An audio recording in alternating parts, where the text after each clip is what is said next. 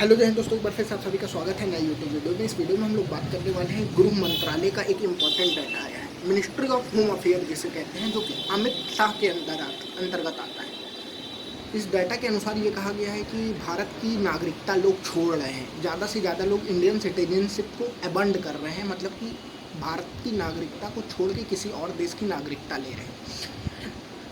Data में कुछ आश्चर्यजनक बातें हैं, उसको हम आपके साथ साझा करना चाहते हैं। पहली बड़ी बात यह है कि सबसे ज़्यादा लोग भारत की नागरिकता छोड़ के अमेरिका की नागरिकता को अपना रहे हैं, मतलब संयुक्त राज्य अमेरिका।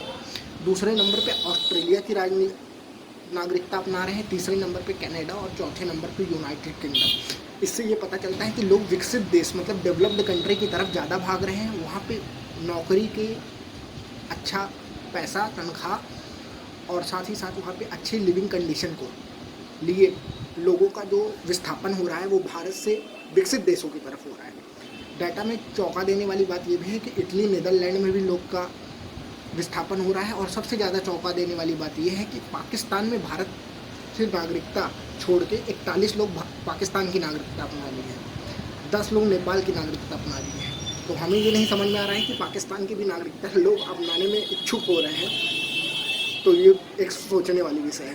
साथ ही साथ सरकार को यहाँ पे देखने वाली बात ये है कि इतने ज़्यादा लोग अगर नागरिकता भारत की छोड़ के विकसित देशों की तरफ प्रस्थापन हो रहे हैं, तो ऐसा ना हो कि कोई भारत के विकास में जिनका अहम योगदान है वो लोग भारत को छोड़ के विकसित देश में जाए।